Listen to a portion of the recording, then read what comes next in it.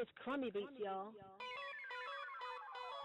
Hey, this is Big Gene from Raw Deal, The Last Big Night.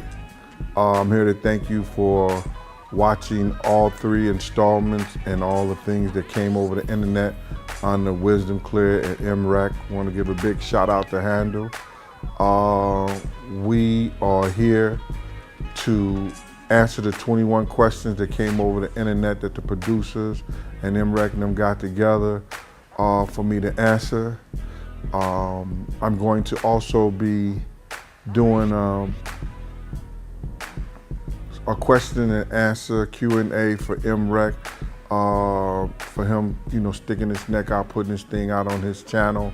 And I told him I give him 10 different stories, whether it's artists, athletes, some personal things that he feel like that people want to know about, that showed, the things I've done out here in the community, out in the streets. So I'm gonna get all those questions, and whenever MREC get ready for me to do that little thing for him, that interview for him, I got him. I really appreciate him, looking out, putting this together for me. I wanna say to the people who really investigated this whole case, and they talk to people, they talk to a friend and talk to another friend, and the people who know me and know the authenticity that I am as a gentleman, as a man. And I want you to understand it wasn't easy for me, based on who I am as a person, what I've done out here in the community and for people, to come here and give the last big night. I wish you would have seen the whole documentary, because my life is far bigger than what you saw. The things I've done for a lot of different individuals in the community and things like that, and the rap spectrum and the music world. And you would have had a chance and an opportunity to see that if the whole documentary would have dropped. And like I said, I just gave you guys the last week of the trip in Cali, from the Soul Train Awards and when Big died. I want to touch on a few things. One, before I start this Q&A thing, is that I want you to understand that, this just ain't start 20 years later for me. You understand? I was investigated and I was brought in by the FBI. I showed you that information, Phil Carson from the FBI, who investigated me, also with the LAPD, you know what I'm saying? And other investigators, whether it's private investigators or whatever. I give you and anybody else, like I tell you, I can't look a man at him and lie to him. I'm not that dude like that. I'm gonna tell you the truth and let the truth fall where it's at. I'm not gonna, sit here and be less than a man and say I know something when I didn't know it.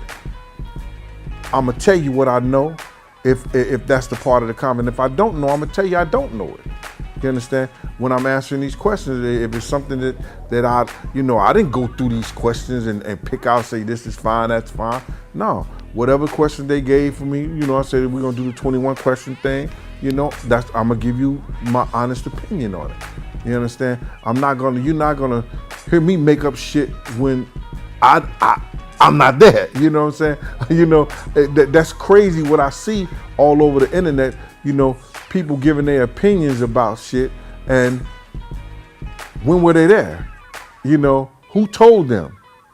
Tell them who, when somebody's saying some shit, who told you that? Where you get that from?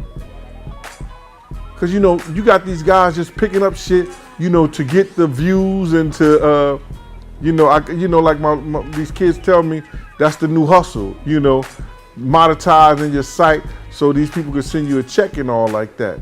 You know what I'm saying? So listen here. I've been doing this for a long time, man. I've had a deal with, and I got the paperwork to prove it. I had a deal with Simon & Schuster. You understand? A book deal. You understand? I had 2 documentary deals, you know what I'm saying? And it got shut down, you know, and I told you about that. But it is what it is, and I'm here, it's done, and I'm gonna get to these questions.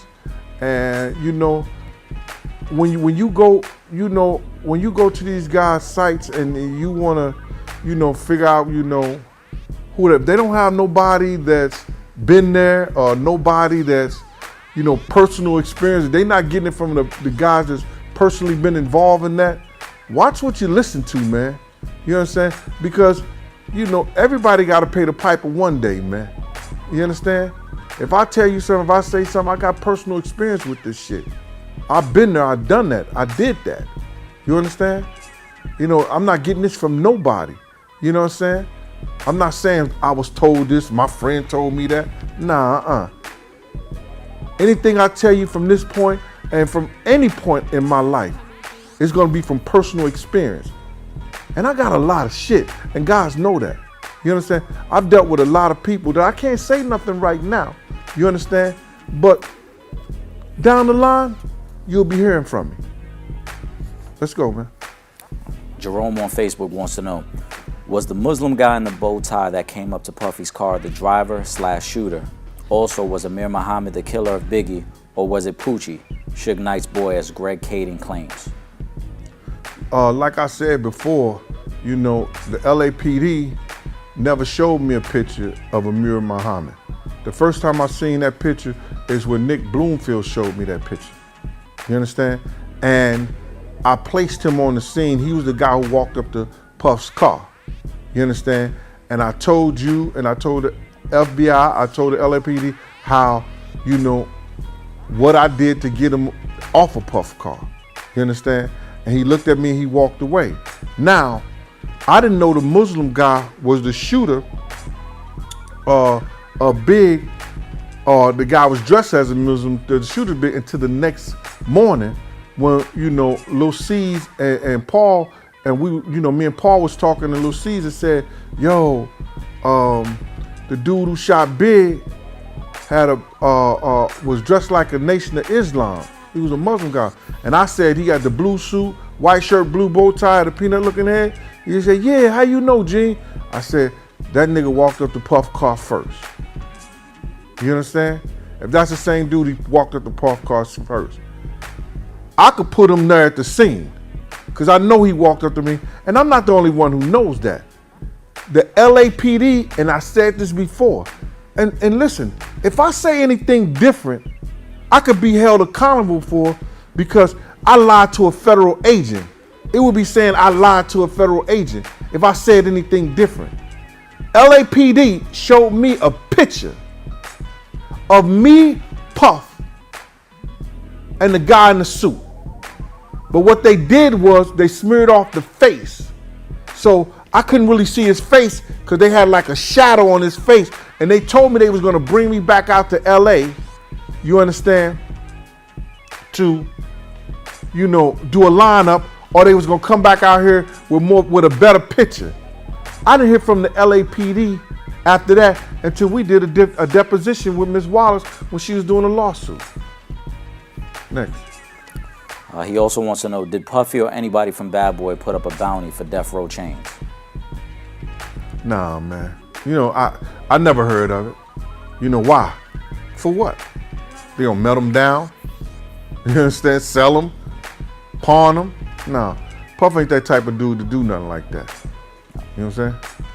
Ed off of Facebook wants to know, in Nick Bloomfield's Biggie and Tupac documentary, the guy Gene picked out of the lineup, Harry Billups, has somewhat been proven innocent. Can you please clear that up for us? Was Big going to leave Bad Boy?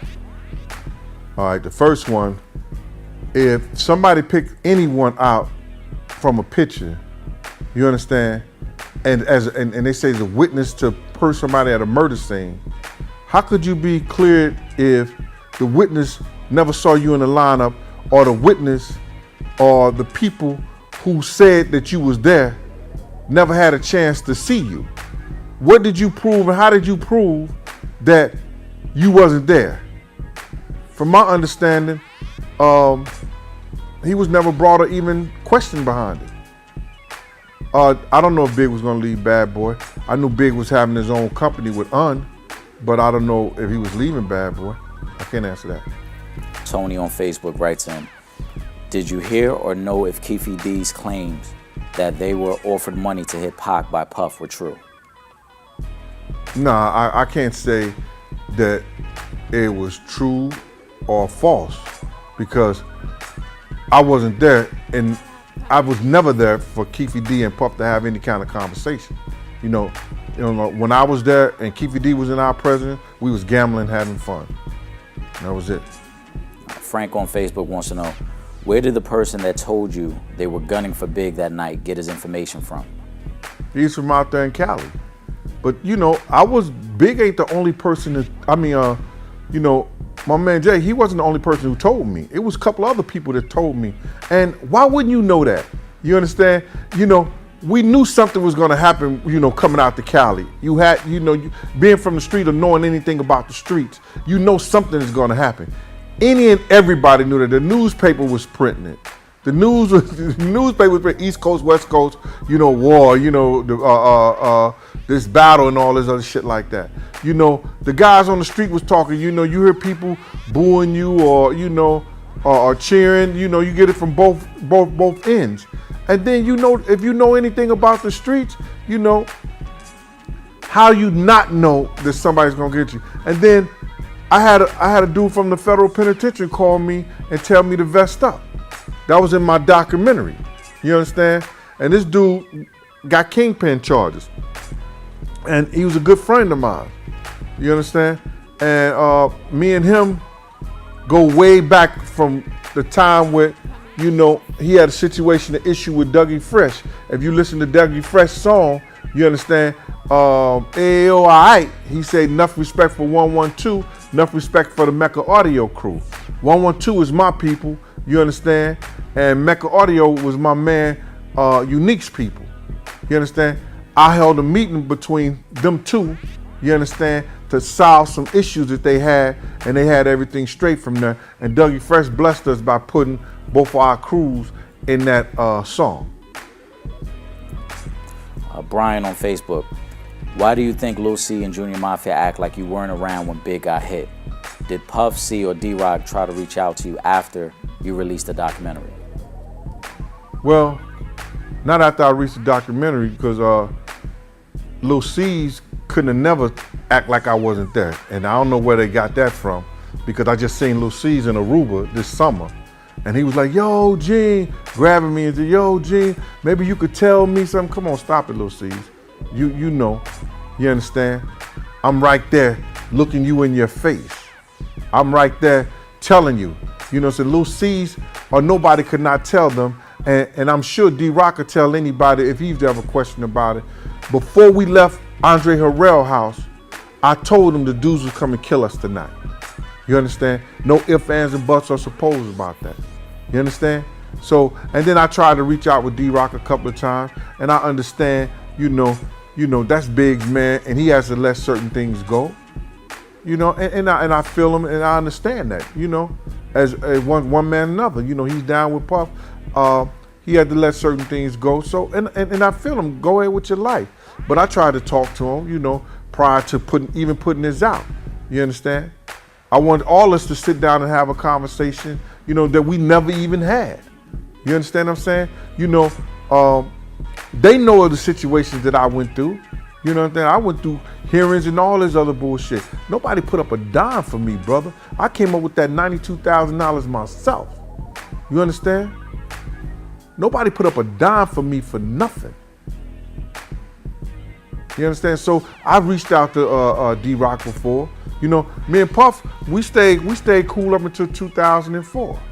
You understand? I went back to Bad Boy. We was all at Justin's at the Super Bowl in Atlanta. I think it was in '99. Puff like, yo, Gene. Wolf say, yo, Gene, come in. What's up, Wolf? He said, yo, Puff, yo, bring Gene back. And this was in '90. I wasn't fucking with them for 2 years after Big Death. I went back in '99 and worked up until 2004. You know what I'm saying? But it was a whole different situation. You understand? It was, I had Puff on Fridays, Saturdays, and Sundays. You You understand? And that was it. It was a whole different type of situation. So, you know, it was what it is. It wasn't no animosity, no thing about, you know, I hate him. He was like a little nephew for me, you know.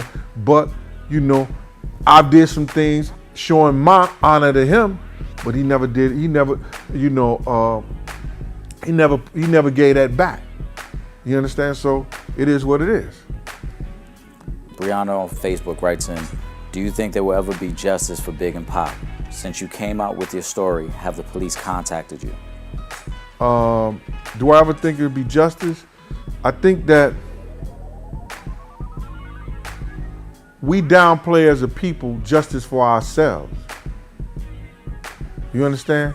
The reason Big didn't get the justice, and people don't understand this, and they may not understand this, Big didn't get his justice because there were certain parties that played a part of Big losing his life.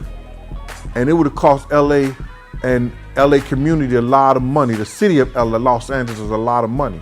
So they had to come up with these stories to try to say that the LAPD or people who was working with the LAPD was not working with Suge and them, that probably helped the demise of Big go down. You understand? They had, what happened to Big was a plan out, not a regular type of street justice. You understand? It was something that was planned.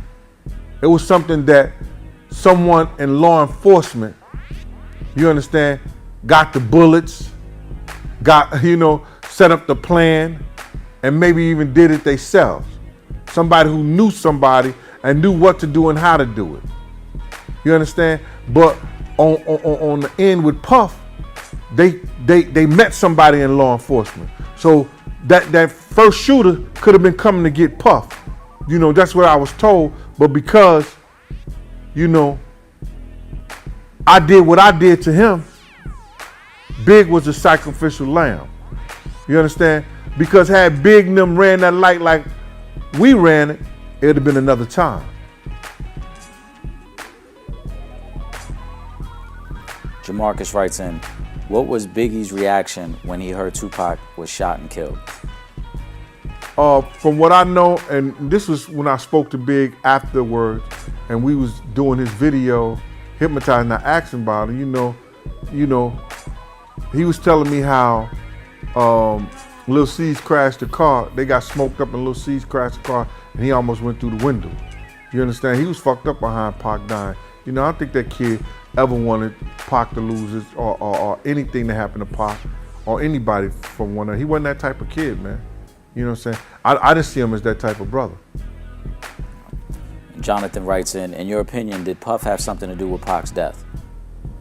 Nah, I think the Pac death happened just as it was. The thing about it is sometimes you're gonna get blamed for shit by the company you keep. You understand? And because those dudes was around us, because we had some affiliation with some dudes who was Crips and everything from out that way, some of those dudes was around us. So I guess because of the company you keep. This is a three-part question. How come DJ Quick wasn't questioned? How come the ambulance never came? How come the LAPD cop that was with you didn't know where the hospital was? The first one, DJ Quick wasn't questioned. As far as I know, the investigation was they was looking for him for a long time, and I guess he was hiding out or whatever like that. I can't ask you why the LAPD didn't do a lot of shit that they were supposed to do. You understand? But the statement I made back in 96, 97, 99. I made those statements back again in 2004. I'm making a statement now. You understand? DJ Quick said what he said. And if he didn't want nobody to know that he knew anything, he should have kept his motherfucking mouth closed. You understand? He shouldn't have said what he said. And like I said before, and I'll say it again, he said, I think they got one of them niggas. They said they was gonna get him. Now, why is you out in the middle of somebody just got shot? You don't know who got shot. But he's saying, I think they got them bad boy niggas. They said they was gonna get him. Why he say it? If he ain't had nothing to do with it, he ain't know nothing about it, you fronting? Because you said it. And he know he said it. But he was surprised and it was fucked up that somebody was right there and heard him. What was the other question? Why didn't the cop that was with you guys know where the hospital was? I can't say that. I don't know why. You know what I'm saying? All I know him, I know him from, I guess, that night, Inglewood police officer, and that's all I knew. Did you see the new Biggie doc on A&E that came out on Labor Day? If so, what are your thoughts? I didn't see the one that came out on Labor Day. I didn't see that one. Then this is from a YouTube view. So Treach was hanging with Tupac's enemy, known enemy, Keefe D. I don't know if Keefe D was Tupac's known enemy. And Treach, I ain't never seen him hang with nobody. I never even said Treach hung with Keefe D and nothing like that. We was all gambling with that, and Treach used to always come. We was on the road with them before. You understand, the Jodeci tour? Treach and Puff used to always like to gamble. I don't care where they was at. The motherfuckers would get together, and Treach would always have dice in his hand, or dice around him, or he'll get dice from somewhere, and he'll throw it down there. Come on, let's go. And he'll throw 10,000, 5,000 down on the floor, or 10,000, like, yo, Puff, let's go, one roll.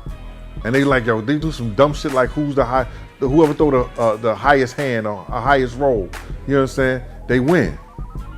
And he was there gambling. You know what I'm saying? So I don't know, he hanging with somebody. I didn't see him hanging with nobody. He was just that particular day gambling with the rest of us.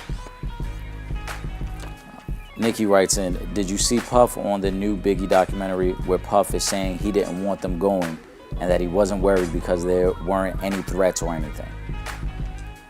I'm assuming he's referencing the A&E doc. Puff don't believe that. See, people don't understand this, you know what I'm saying? Big is a high commodity. You understand? Big, if it's found that LAPD or some people in LAPD had something to do with it, they was working for Suge and killed them, and they could tie that to the officers like Russell Poole and some other investigations. It's an investigation that came out, and one of the persons said that Perez and whoever was else that was LAPD was at the scene of the shooting. You understand what I'm saying? So that was deemed to be truthful and found true. You understand that people testified to that. You know, so now if LAPD or people who worked at the time was found negligence or involved in the killing of somebody who's worth millions and millions, hundreds of millions of dollars, they could be sued for that. You understand what I'm saying? So now you got to look at Puff. If Puff put Big in harm's way, you understand? If he put Big in harm's way and say, well, you know, I had some thought, I had some knowledge, you understand? Or, you know, you got to play dumb. Because now you done put your artist in harm's way, who's worth millions of dollars. So now his estate could come at you. Big album was finished. What the hell is he doing in LA when they know it's an East Coast, West Coast beef like that? And Pac just died. Come on, bruh. Are you serious? And if they allow him to do that and get away with that, I ain't got no problem with it. But you ain't gonna sit up here and tell me you didn't know. When I told you, your main man that you say you love pots and pans, Wolf told you. Wolf said, I ain't going because we ain't going out there right. Somebody ain't coming home. Wolf didn't go.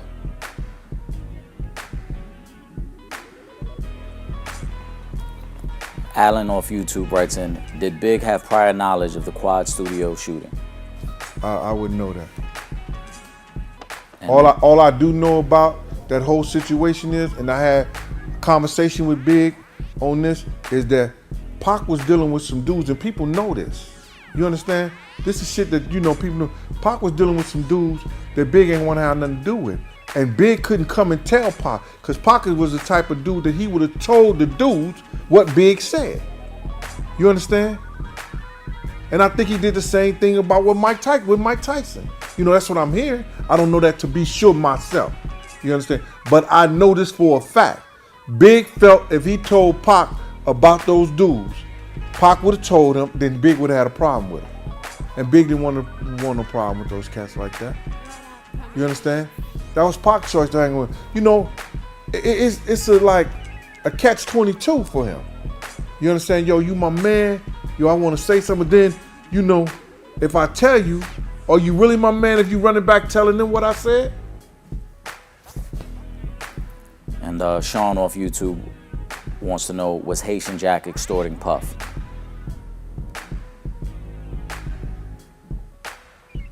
I'm not even going to answer that, man. Because I don't know what they pegged Jack to be. You know what I'm saying? How could Wolf be a goon, but he letting Jack, you know what I'm saying, extort his man?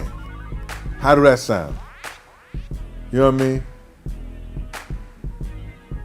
You know, nobody was extorting Puff. Puff ain't gonna let nobody take nothing from him like that. So, you know, that's bullshit. You could think what you want to think about him, but as far as taking his money and something like that, nah, he wasn't gonna let nobody take nothing from him. Extort him about what? If it's something, if he did, none of us knew about it. Jerry from YouTube writes in, he wants to know, what are your thoughts on the recent Fox Biggie and Tupac, who shot Biggie and Tupac short doc? Well, exactly what it said who shot Biggie and Tupac. And that's what they went through. They went through the fact of who shot Biggie and Tupac. You know, they did what they said that they was gonna do. It wasn't no elaborate thing where they was gonna, you know, praise Pac, praise Big. They went through who shot them and how they got shot. That was the name of the thing. When they asked me to come out, I hadn't even finished. I had just finished Raw Deal 2, the second installment, when they called me to come out, you know, to come out to Cali and do that part. And all they wanted me to do is to show them how Big got shot. I don't have a problem doing that. I've been talking about it. I've been, you know, doing my thing about that from day one. And if somebody called me again and want to know how Big got shot, I'll be there. I don't have a problem with it. You understand? I don't have a problem telling what I know. You understand, about the whole situation. So now, when you got the information and you could question when somebody get up and say, oh, I didn't know we was going to do that. Nah, What's called said he was there and he told you. How you didn't know? You got the information now. So what Big and I mean what that documentary or that series did, that picture did was it showed you who shot Tupac. The name of the thing was Who Shot Tupac and Big, right? They showed you how Pac got shot. You understand? It couldn't have been that bad. It was 2.8 million views. You understand? So they did what they set out to do. They didn't put in people, and there's a lot of shit. It was like 4 hours. This would have been a 4-hour series, and more people were supposed to be involved in that, and they cut out a lot of people. You understand? For whatever reason, I don't know. That's not for me to determine. But what happens is this. When you go in front of these cameras for these production companies and you sign that piece of paper, these producers are able to put it like they want to. Like, they try to make you think like 23 of us left from the thing together. But when you watch my documentary, you know 23 of us went to the door, 11 of us only left together. You understand? So they put that where they wanted to and how they wanted to. I have nothing to do with that. You know, I may have said some things that legally, that they lawyers didn't want to get involved with a suit with Puff or whatever, Bad Boy, this, that, and other, and they left that out. But if you go to the YouTube and see what I said, you will understand all of it. So it's a couple of things that I didn't know, that when I saw that, I said, oh shit. That tribunal that they said they had, and the investigators and the officers who was in jail with the other people, and they said they was at the scene and everything like that. I never heard that before, that they had that investigation going on. So it's like this, bro. They could go through centuries and decades and talk about who killed Kennedy. Where's the body of Hoffman? You understand? But when we start talking about our own people that we admired, Pac, Big, people that was influencing the culture, the hip hop culture at the time, there's a problem. You know, these people making problems with people talking about them or saying what they want to say. You know, it's going to be a lot of things written and talked about these people. Life, death, music. You understand? Anything that keep their name in our mind, in our mouth, and in our heart, good or bad, they still there. We're still thinking about it. They still live on in some kind of way. You understand?